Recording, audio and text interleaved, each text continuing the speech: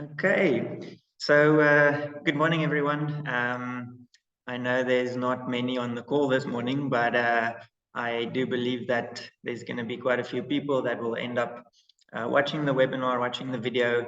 So when this message do get to you, it's just a good morning from my side. So my name is Vili. I am part of the My Complex team, responsible for the development and the coordination of the replacement valuations that we provide as a service. And then on the call this morning with me, we've got Giel Besaidnout from Besaidnout Valuers.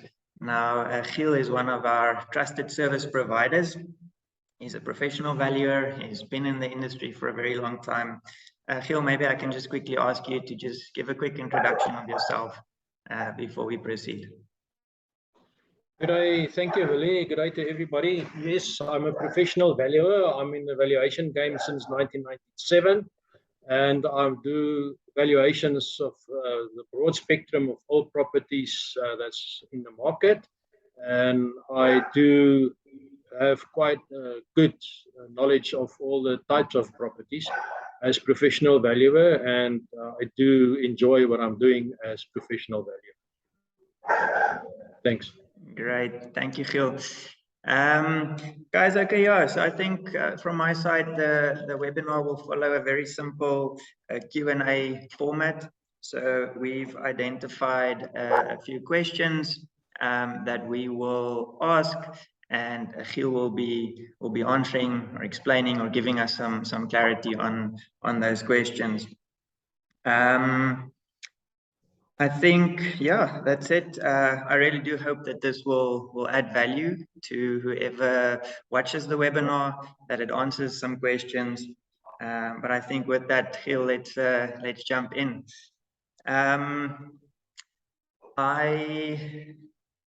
Sorry, I realize with the Nika that's gone offline. Just give me a second so I can start sharing my screen. So that we at least have the slides ready. Okay, so we've titled the webinar "The Importance of Sectional Title Valuations." Our first question there, Giel, is what is a property replacement valuation? And I just want to add to that, if we can also put some clarity just around the difference between a market valuation and a replacement valuation. Thanks, Vili. Yes, to start off, it's important that people must realize there's a difference between a market value and a property replacement value. Just to give clarity on a market-related value is the definition that's the estimated amount of which a property should exchange on the date of valuation between a willing buyer and willing seller in an arm's-length transaction after proper marketing, wherein the parties had each acted knowledgeable, prudently, and without compulsion. So it's important that the market valuation is what will the property market value be when it must be sold in the open market.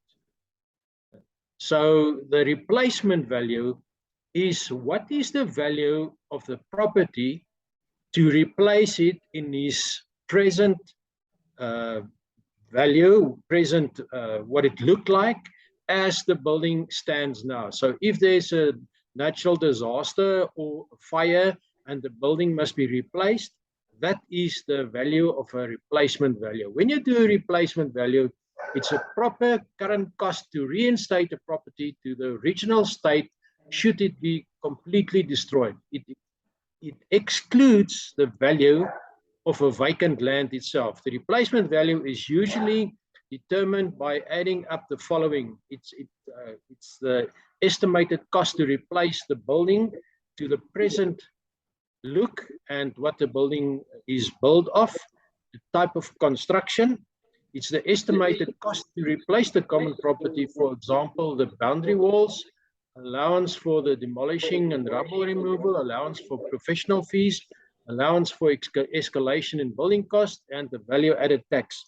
And it's important to know that common property includes everything that is used by the complex, by all the owners and or residents. For instance, your pool and your tennis court, carports which is not on the sectional title deed of the owner of a section in the complex. Thank you, Gil. I think that that clarification is very important. Like you pointed out, there is a difference. There's a clear difference between a market value and a replacement value.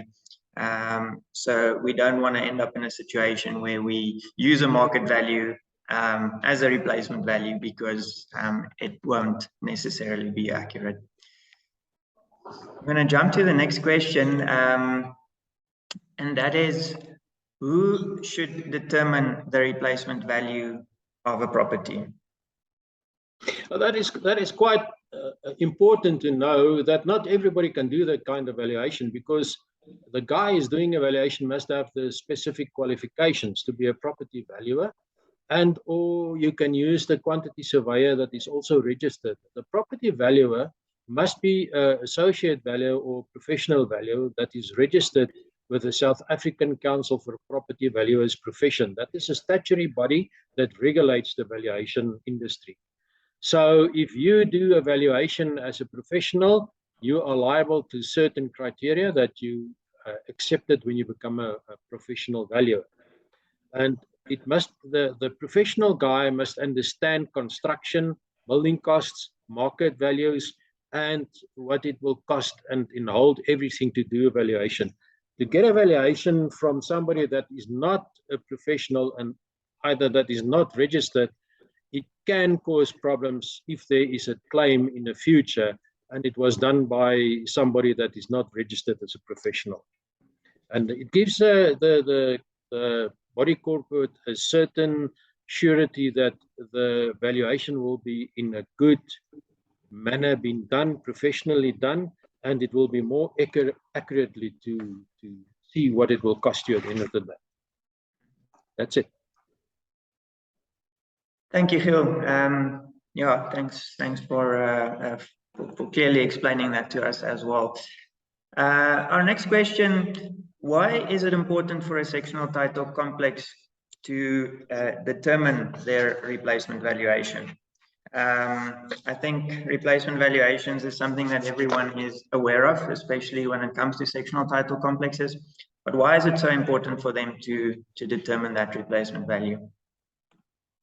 Well, firstly, the Sectional Title Scheme Management Act number 8 of 2011, Rule 23, requires that the complex or the body corporate obtain a replacement value of all the buildings, common property, and improvements every 2 to 3 years to ensure that the complex is correctly insured. The replacement value must also be presented at the annual general meeting. So that is a law requirement, if I can put it that way. You can't just say, I'm happy and I'll carry on and nobody is there. That's a requirement by law that it must be done by the body corporate. If it's not done by the body corporate, the trustees will be liable for any problems and or losses that can occur. Secondly, having a replacement value done will ultimately give a complex, the body corporate, the necessary reassurance that the sum insured on their policy schedule is in accordance with the possible.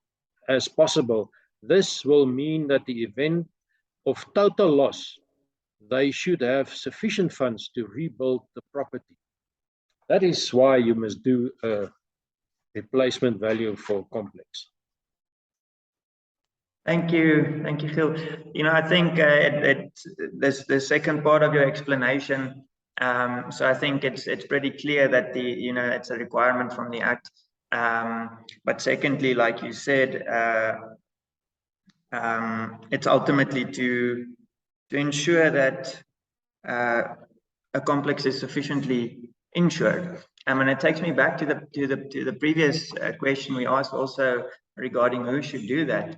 And I think if you should get a professional person, someone that understands construction, someone with the right registrations to do that, because that person are qualified and better equipped to give you that accurate replacement value.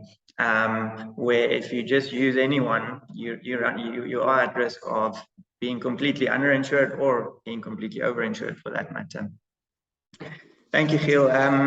So my next question is, what are the different types of replacement valuations available? So there's different ways that one can obtain a replacement value. So I think it's important for us to maybe just touch on what's the different types, but also more importantly, what's the best option. So if we look at these different types or these different options, what is our best option? Yeah, it's important to notice to do it on a correct way. You do have the possibility that some big companies do have all the information on the laptop or computer program, and they type in the details, and it gives them an idea of what is the value of the complex. But there, it's only the person that feeds the information in and gives you the result. But there was no inspection. You don't know what is the situation at the complex. The desktop valuation is a second one that you get. It makes use of the property data information that are available and can be completed without having the physical visit to the property as well. That also means that the guy worked without the knowledge of what does the complex look like and is it built to the plans. That's another thing that's very important in a evaluation. And then the best option, as far as I'm concerned, is a full report on the valuation of the property. That means the valuer go out, inspect the property, check on the sectional title plans that the building is built according to that, and see if there's alterations. Is the alterations been done on the plans or not? And you can see, is it face brick, what type of face brick, what type of roof.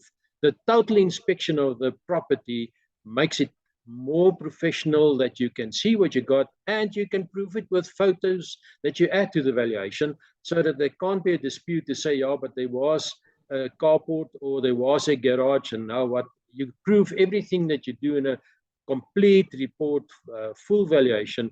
You gave the information of all the details that's on the property. And that makes it more important that you show what you've got to support your report and to support the value.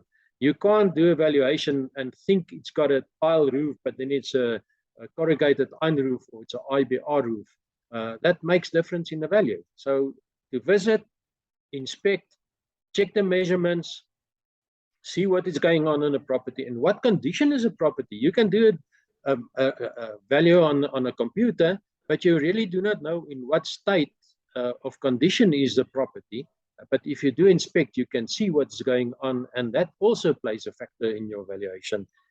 To mention it in your report, but it must be painted, or the ceiling boards is got holes in, or the fascia boards is falling off, or the tiles is broken, what you can see. That is very important to do that. That's my opinion. The best way to do a proper valuation is visit the premises and do inspection, thorough inspection. Agreed. Thank you, Phil. Yeah. So we do have other options, but I completely agree with you that, doing a full valuation that includes a thorough inspection of the complex is absolutely the best way to go. It might be a little more costly, but it just gives that valuer the opportunity to properly inspect, and also, like you said, point out, other than the calculation of the replacement value, also point out some maintenance related issues that at the end of the day might affect an insurance claim also, if the complex wasn't properly maintained. But I don't want to go there, because that takes us into the whole 10-year maintenance plan, and I'm sure we will do a webinar on that sometime soon. Phil, our next question, I think second to last question, and you did touch on this earlier, but maybe we can look at a little more detail right now. What does a person or a company consider when preparing a replacement valuation report? What are the different things that they are looking for? So as mentioned earlier, determine the replacement value of the property. The estimate cost at the date of inspection, as the property is built now, is very important to do the replacement of the building cost. You do work on the present costs of building related costs, the bricks, tiles, roofs, paving, and all that stuff. The building and roof construction must be in place. Shape of the building, is it a flat roof, is it a pitched roof, is it whatever kind of roof you do get. Sometimes it's split level roofs as well, but you must have a look at it. The size of the building as well as the external and the internal finishes play an important part when the calculation of this estimated cost of replacement of the building is done. It's very important to note when the inspection is done for the valuation, the valuer do not go inside each and every unit to see what it consists of. That is the importance of the owner to, if he's not happy with the value, to give a certain specifications that his section, that he's responsible to pay his portion of the valuation fee of the insurance value, to specify that it can be increased. When you do the inspection, the type of building will tell you, and you do assume that the finishes inside will be of a good standard. And if it's an upmarket area and an upmarket complex, you do accept the interior is also the same type of quality that is outside of the building. The estimated cost to replace common property, and common property includes, example, the gatehouse, the gate motor. Is it the sliding gate? Is it the gate that you open by hand? Is the boundary walls, fences? Is there any specific street lights or lights that is been put up in the complex?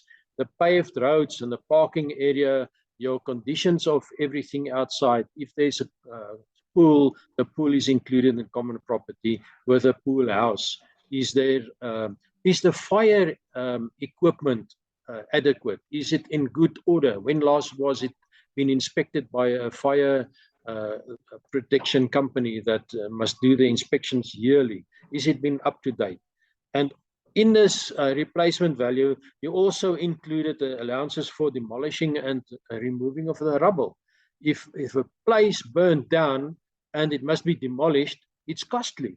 So that must be included in your replacement value so that the body corporate is not liable for that costs. That also includes your professional fees for the new plans to be drawn up, the engineer, the quantity surveyor, etc. Everybody that do have a say in replacing the property. An allowance for the escalation in building costs. If you have a claim now and you start repairing or rebuilding the complex today, it will take you 12 months or 6 months or 2 years.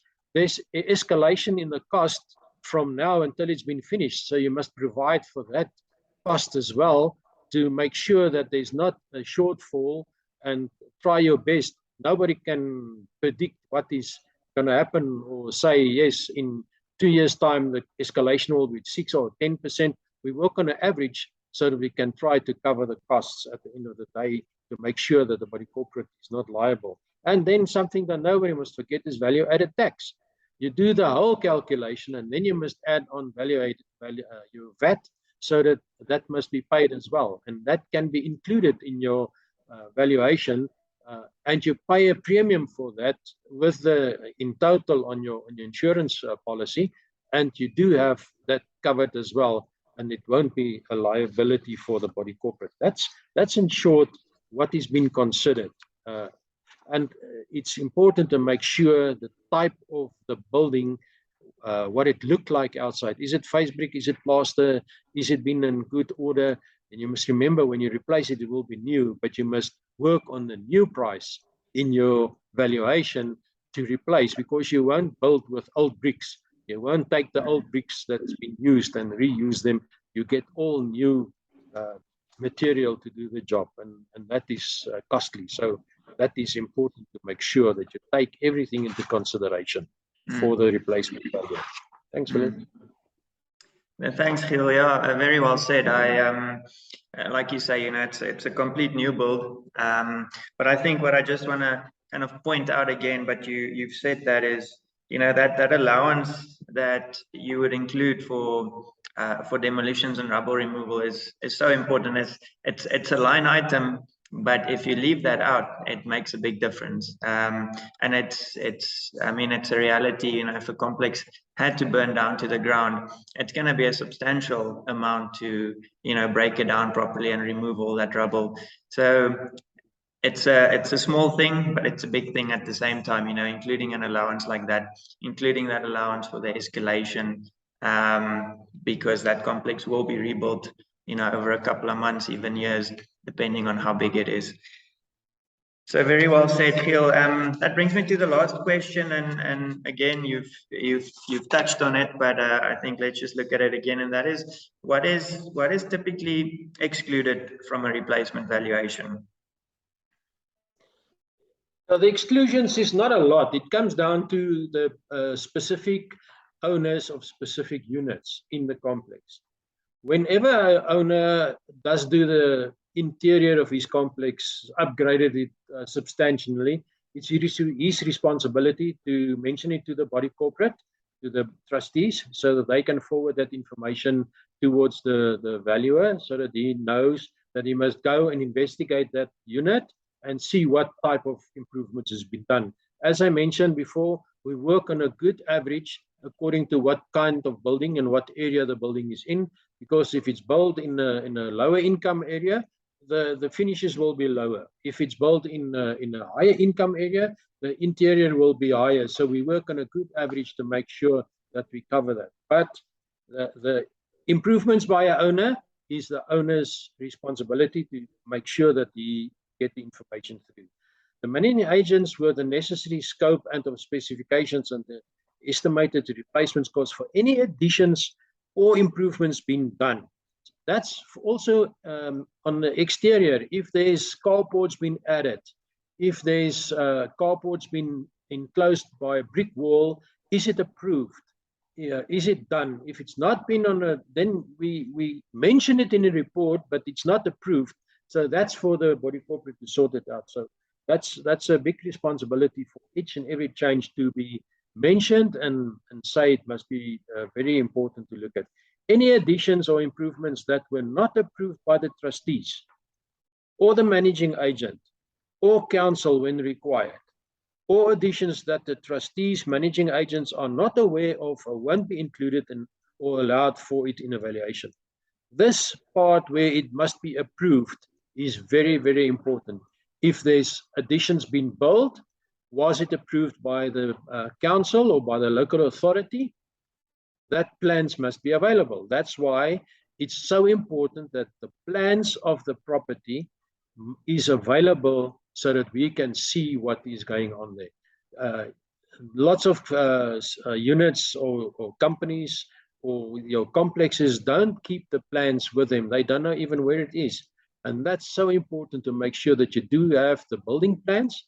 We work on the building plans if it's available, or we work on a sectional scheme plans that shows the original approval by the land surveyor and by the deeds office that is being registered, and we work on that plan. So that is the portion that is very important. If there was originally just 10 units being built in a portion of land, and they add another 10, was that plan been approved by the surveyor general, and was it registered with the deeds office? That's important. Otherwise, it can't be insured, and it will cost you money if it's not insured. An insurance company will just say, sorry, your claim is valued, and they are not value, and they will reduce the claim, and then the body corporate stuck with the problem. And at the end of the day, to be a trustee of a complex, you are liable.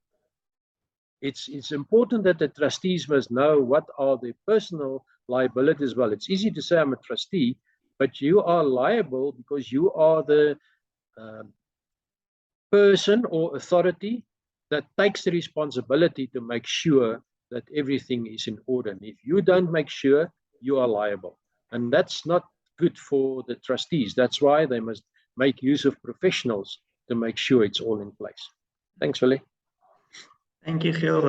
Thank you so much. I think just to add on what you just said, and I'm I'm fairly confident that there's going to be some more webinars coming up where we will specifically also address, that responsibility that sits on a body corporate or on the trustees. But I think it's good that we point this out, as part of our valuation discussion as well. Phil, thank you so much for your time. Really appreciate it. Welcome. And I think from our side, from my complex side, it's it was great to talk to you, and I really do hope that when we send this recording out and when it reaches some of the the managing agents and trustees, that it will add value to them. I believe it will. Would be good to get some feedback also, and if there's potential questions that come in afterwards, we will let you know. No, I don't know if there's any questions now from somebody. Let me stop the screen share quickly. Bruce, good morning. I don't want to put you on the spot, but I see you are the only one that joined us. Okay. So you are very welcome. I don't know if there's something specific you wanted to ask this morning that Giel can maybe answer for us. Yeah, thank you. Can you hear me, Vinny? We can hear you clearly, yes. Yeah, so I came on a little unprepared, and I've had lots of little interruptions while I've been listening to you as well, which has been frustrating. As managing agents, we tend to battle a little bit with the acts and what is determined by these acts, like the valuations and the insurance procedures. And, as Giel mentioned, you need a professional to do X, Y, Z. And then we have a lot of our complexes saying, but, we've been done, we've had a valuation, why do we do it every 2 years? If nothing's changed, why do we keep doing these things? Why do we have to keep paying? The perception, I think professional fees, our fees, managing agents fees, valuation fees, I think they're so, in my personal opinion anyway, underrated. This is, why are we going to pay $2 grand, $5 grand, $7 grand for a valuation? The building's been here for 40 years. What's going on? Just put the rate per square meter up another 10,000 rand or something, And then, when we challenge CSOS on some of the items, they'll come back to us and say things like, the Act doesn't say that you need a swarm appraisal. Your Act doesn't say you need X, Y, Z. So, I believe that a lot of the acts and the rules are very ambiguous. They don't define very clearly what is expected out of a 10-year maintenance plan, evaluation report, and insurance report. But we are going to be doing more homework on that, and then I'll probably get in touch with yourself, with perhaps Saki, and then maybe even Phil can help us. But so we've got to get compliant. And I think as Saki knows, because he put me in the deep end with ASI. Just joking, Saki. So we're going to look at probably changing to a different program, start ticking all these compliance boxes. But at some time, maybe Saki and I can have a chat and then get input from Giel, so to not waste Giel's time, is to outline these things more specifically as to what we have to do. Because one thing that did come out from Giel's explanation today was that if it is not done, where's the liability? And if the liability falls on the trustees or managing agents, we've got to mitigate against that. So, as I say, sorry I wasn't too prepared today to ask too many questions, but I've been making quite a lot of notes. And if you don't, and I'll probably just touch base with Saki and put it through Saki, and then perhaps Giel can get involved. Where's Giel based? Are you Joburg based, Giel? Yeah, Bruce, yes, I'm based in Joburg. Yeah. Sorry, so I'm available if we must have a discussion. Bruce, just to give you an idea about the insurance, what happened recently, you all know about the floods that's been in Umhloti, and one section of that complex, I owned a property there, and I sold it just before the landslide that happened with the rain and water, and that complex had a very good insurance policy in place, except for one thing that nobody thought of, is who's going to pay for the landslide refilling. I mean, that gorge that was washed out, all that sand is down into the sea and gone, and that must be replaced and make safe again to rebuild the section that was washed away. And that refill is now a question between the insurance company and the body corporate of that complex. And that is one of the things that is stuck to me after this, that I learned this, to make sure whenever I'm with a complex, is to check the retaining walls, to check the stormwater system. Where's the water going? Can it wash something away? Is there a possibility of a landslide? That's also, I can't estimate if the landslide is safe, but I can mention in my report, they must get civil engineers to come and investigate your retaining walls and make sure that landslide can't happen. And that is the value of inspection. And you mentioned CISOs that do have a problem. They don't say you must get a professional guy to do it, but can you ask somebody else who do not know what is going on in the construction game to give you a valuation? And when you have a claim, you're down and out. Another thing that happens is when somebody, when a complex took out insurance, say 10, 15 years ago, they estimated by themselves, this complex is, for argument's sake, 10 million rand. The insurance company normally escalated with a 6% average per year on the value. But when the complex started off, the valuation was not in line with what it must be. It should have been, say, 15 million. Now you're underinsured. If there comes a claim, you won't get your full claim. Then you will just get a certain percentage of your claim. Rather be a few grand better insured than the value, and you know that your claim will be paid 100%. That's a story of a professional that can give you that advice. Yeah, CISO's people is not up to date. I do know that the Council for the Property Valuers did have a meeting with them regarding some issues that they had with a professional valuer and whatever. What was the outcome? I'm not sure whether they do have a positive outcome. But you're quite right. There must be some clarified at CSOs as well. I'm just gonna, Bruce, if you don't mind, I'll jump in quickly. I just want to mention something as well. There's only 2 minutes left. Saki, thank you for the message as well. Then I am gonna have to, say goodbye. But Bruce will definitely be in touch. We'll pick up on any further questions that you have.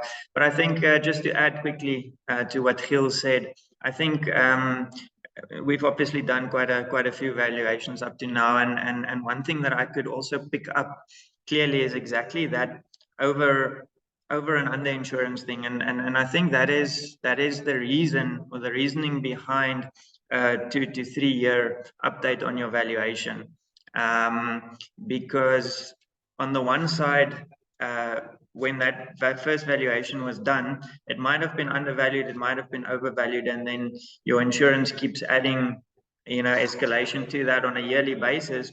But we've had valuations that were both completely overinsured as well as completely underinsured. So if it does not get checked on a regular basis, and you just let it run, you'll probably always end up in a situation where you're either going to be underinsured or overinsured, depending also on what's happening with construction costs. If we look at the last just the last 12 months, Saki actually shared an article with me not too long ago of proving that building costs have gone up with something like 17% over just the last 12 months. So that's a substantial increase in in building costs. So the insurance might have been, let's say, for example, adding 6% or 10%, but actually we needed to escalate that with a bit more for the past 12 months because of what's happened in the construction industry as well. So I think that's the reason for, for those regular updates. And before we get cut off, guys, thank you so much for your time. Bruce, thanks for joining us. Phil, Saki, thank you. Have a blessed day further. Okay, thank you very much and good luck to everybody. Cheers, cheers. Bye-bye. Bye.